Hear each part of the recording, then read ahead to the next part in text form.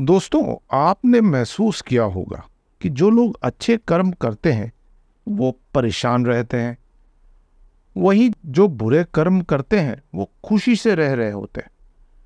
अच्छे कर्म करने वाले परेशान होते हैं कि आखिर उन्हें इतनी परीक्षा क्यों देनी पड़ रही है, जबकि जो अधर्म की राह में है वो खुश हैं और जिंदगी का लुत्फ उठा रहे हैं। ये सब देख सुनकर आपके मन में भी ये सवाल आता होगा कि आखिर अच्छे लोगों के साथ हमेशा बुरा क्यों होता है। क्या आप जानते हैं कि अच्छे लोग हमेशा दुख क्यों पाते हैं? और अगर भगवान को सब पता है तो वो हमारी परीक्षा क्यों लेते हैं? आइए सुनते हैं श्री कृष्ण जी का जवाब भगवत गीता में, जब अर्जुन ने यह सवाल किया था। भगवत गीता में वर्णित कथा के अनुसार जब भी अर्जुन के मन में कोई दुविधा होती थी तो वो श्री कृष्ण के पास पहुंच जाते थे। एक बार की बात है, अर्जुन ने भगवान श्री कृष्ण के समीप आकर कहा कि वो दुविधा में है और इसका जवाब वो श्री कृष्ण से चाहते हैं। श्री कृष्ण ने पूछा, क्या सवाल है? अर्जुन ने कहा, मुझे ये जानना है कि अच्छे लोगों के साथ हमेशा बुरा ही क्यों होता है, वही बुरे लोग खुशहाल दिखते हैं। अर्जुन के मुंह से ऐसी बातें सुनकर श्री कृष्ण मुस्कुराए और कहा, मनुष्य जैसा सोचता है और महसूस करता है वैसा कुछ नहीं होता है, बल्कि अज्ञानता की वजह से वो सच्चाई नहीं समझ पाता। श्री कृष्ण ने फिर कहा, पार्थ, मैं तुम्हें एक कथा सुनाता हूं। उसे सुनकर तुम समझ जाओगे कि हर प्राणी को उसके कर्म के हिसाब से ही फल मिलता है।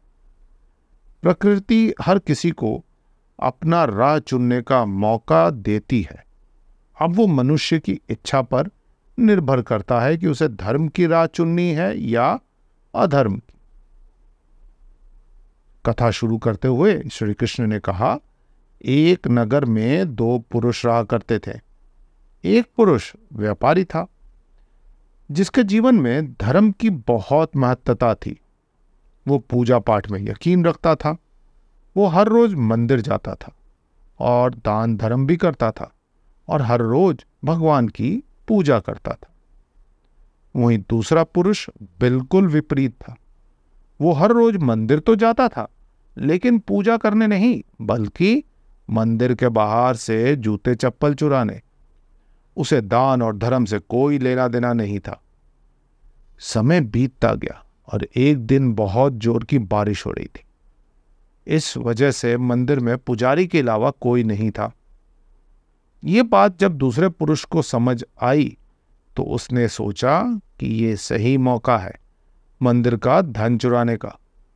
पंडित से नजर बचाकर उसने मंदिर का सारा धन चुरा लिया। उसी समय धर्म कर्म में विश्वास रखने वाला व्यक्ति भी मंदिर पहुंचा। दुर्भाग्य से मंदिर के पुजारी ने उसे ही चोर समझ लिया और चिल्लाने लगा। वहां लोग एकत्र हो गए और उसे बहुत मारा। किसी तरह वो बचते बचाते वहां से निकला तो दुर्भाग्य ने उसका साथ वहां भी नहीं छोड़ा। मंदिर के बाहर वो एक गाड़ी से टकरा गया और घायल हो गया। फिर वो व्यापारी लंगड़ाते हुए घर जाने लगा तो रास्ते में उसकी मुलाकात उस पुरुष से हुई जिसने मंदिर का धन चुराया था। उसने कहा, आज तो मेरी किस्मत चमक गई, एक साथ इतना सारा धन मिल गया। ये सब देखकर उसे बहुत बुरा लगा और उसने अपने घर से भगवान की सारी तस्वीरें निकाल दी।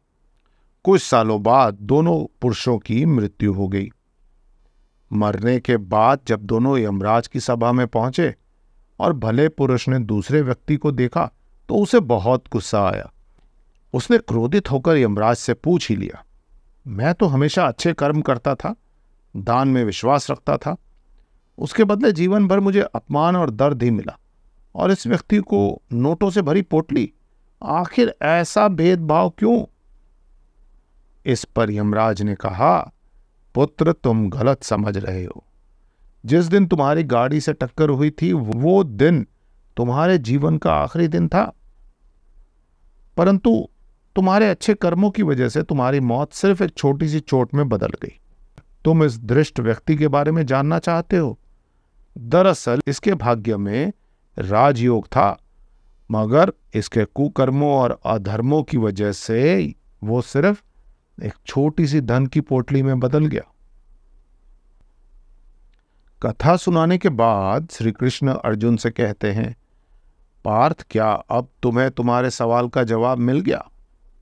ऐसा सोचना कि भगवान तुम्हारे कर्मों को नजरअंदाज कर रहे हैं, ये बिल्कुल भी सत्य नहीं है।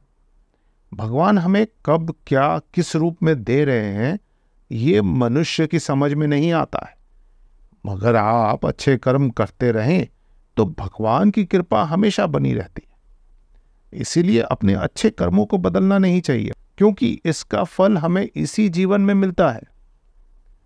इसीलिए मनुष्य का फर्ज है कि वो हमेशा अच्छे कर्म करते रहें, क्योंकि श्री कृष्ण ने भी गीता में यही बताया है कि किसी के द्वारा किया गया कर्म बेकार नहीं होता है, चाहे वो अच्छा हो या बुरा। इस कथा को सुनने के बाद लगता है कि क्या सचमुच भगवान मनुष्य की परीक्षा लेते हैं? भगवान श्री कृष्ण की बात सुनकर यह भी समझ आता है कि जब किसी भक्त पर कोई विपत्ति आती है तो वो खुद ही मान लेता है कि भगवान उसकी परीक्षा ले रहे हैं। लेकिन सच्चाई यह है कि भगवान कभी भी आपकी परीक्षा नहीं लेते हैं, उन्हें उसकी आवश्यकता ही नहीं है। भगवान आपको अच्छी तरह से जानते हैं, उनसे किसी का कुछ भी छुपा हुआ नहीं है। उन्हें हमारी मनोस्थिति, हमारी ब्रह्म स्थिति, हमारा भूत भविष्य वर्तमान सब पता है। ऐसे में उन्हें हमारी परीक्षा लेने की क्या आवश्यकता है? परीक्षा उसकी ली जाती है जिसके बारे में हम कुछ नहीं जानते। कुछ भी जानने के लिए उन्हें आपकी परीक्षा लेने की आवश्यकता है ही नहीं। जब भी भक्त या किसी अन्य पर कोई विपत्ति आती है तो वो उसके कर्मों का फल होता है, जिन्हें हम परीक्षा मान लेते हैं। आज के लिए इतना ही। आप जाने से पूर्व वीडियो को लाइक करें और चैनल को सब्सक्राइब अवश्य करें, ताकि आने वाली नई वीडियो का नोटिफिकेशन आपको मिलता रहे।